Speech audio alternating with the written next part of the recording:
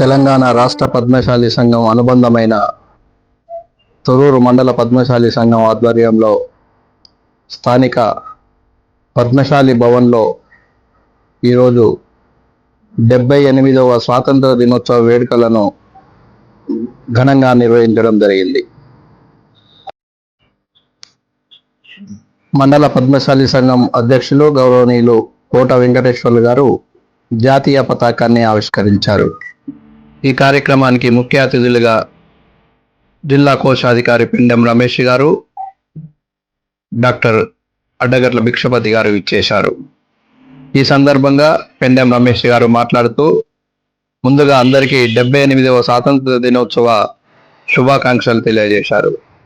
ఎందరో స్వాతంత్ర సమరయోధుల అమరత్వం సాక్షిగా దేశానికి స్వాతంత్రం సిద్ధించిందని, ఆ మహనీయులను స్మరించుకోవడం ప్రతి భారతీయుడి కర్తవ్యమని అన్నారు. పద్మశాలీలందరం ఐక్యంగా కలిసి ఉండాలని, అలా ఉన్నప్పుడు మాత్రమే ప్రభుత్వాలు మనల్ని గుర్తిస్తాయన్నారు.